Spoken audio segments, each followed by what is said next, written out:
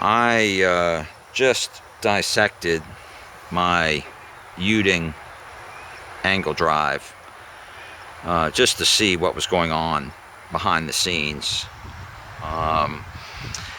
This is the angle drive that all the vendors were selling from the 2010s all the way up until recently. In fact, I think Ed and Aaron are still selling this unit. Houston has just come out with a totally different unit, but like last year, this is what you would have gotten from Houston, identical to this, 100%. Speaking of which, James Espy gets really fussy whenever I call this a Uding drive, because Houston was selling the exact same unit, and James would say, we do not buy anything from Ed Uding. Houston and Ed have gotten a divorce, and it has not been an amicable divorce. I don't think they've even spoken to each other than to file lawsuits. But, this is exactly, if you bought an angle drive from Houston up until very recently, you should recognize this, because yours should look exactly like this. Or if you bought one from Aaron, or if you bought one from Ed, they're all the same. So if Ed didn't make it, he bought from the same third-party manufacturer who made them that Houston and Aaron are buying from. But anyway, now that Houston has come up with their new unit, these things may not have any market value. And like I said, I never ran this. I just bought this as a curiosity. And since it doesn't have any market value, I decided to dissect it and donate its body to science. I made a video explaining how these units are 1-to-1 gear ratio. The lower speedometer cable spins at exactly the same speed as the spindle cable. But a stock DeLorean unit, this is just the Smith's housing, but this is what the stock DeLorean units look like. The spindle cable and the lower speedometer cable, it was an 8-to-9 gear ratio. The spindle cable would spin 8 revolutions for every 9 speedometer cable revolutions. So these would spin the speedometer faster than these, which basically meant that your speedometer and your odometer were reading 11 to 12% too low, because the lower speedometer cable was spinning too slowly. And the reason is, people would call these reproduction angle drives, and nothing could be further from the truth. If there was a reproduction angle drive, it would be shaped like this and would spin the lower speedometer cable at the proper speed. What these are is an MG Jaguar Triumph drive that has been modified to fit on a DeLorean.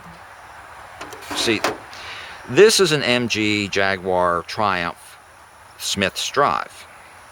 And you see the nut that holds it to the transmission. This is mounted to their transmission. It's not mounted to their wheel.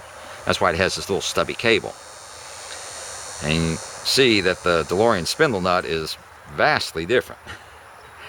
And the problem is, when you remove this nut, there's not enough meat to make the groove that holds the clip for the spindle nut. It's that's why for a while there I was making these for people who wanted them. This is a MG Jaguar Triumph drive that you can see how much shorter. That's what it looks like when you remove the nut.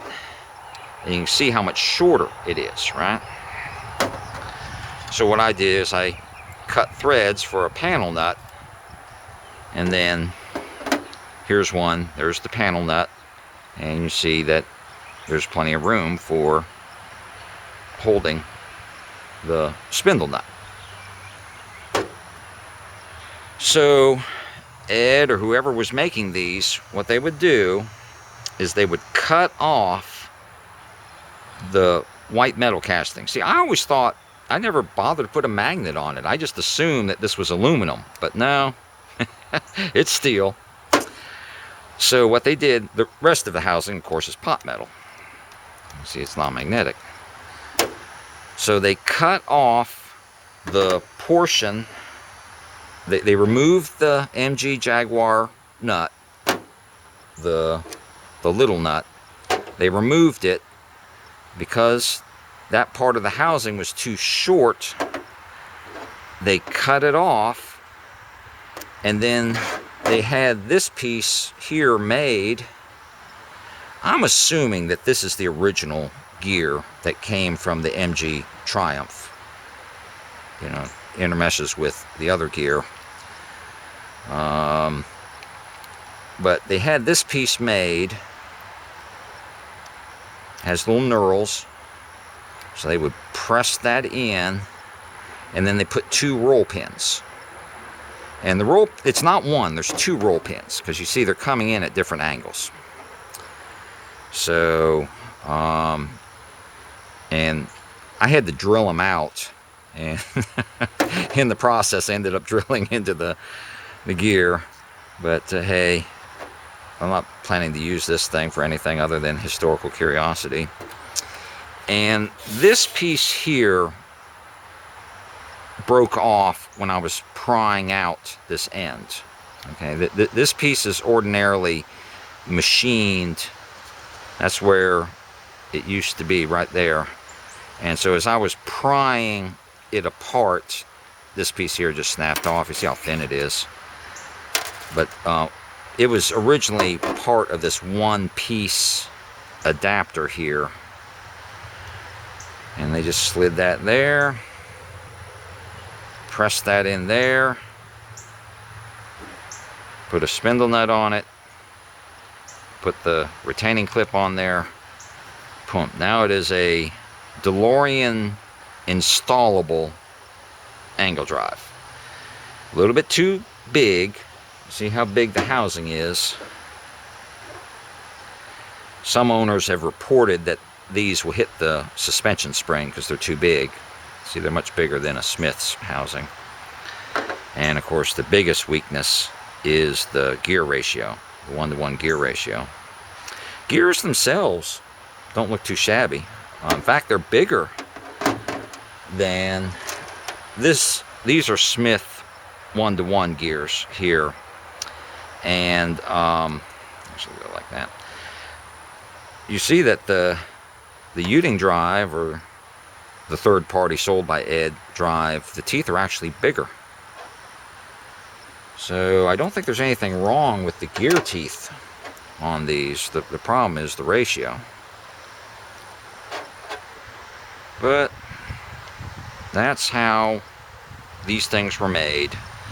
Now that Houston has come up with an alternative angle drive that has the proper gear ratio, Ed and Aaron are still selling these, but I suspect that at least stateside, you're not going to encounter these very much anymore, unless somebody wants to buy one from Aaron.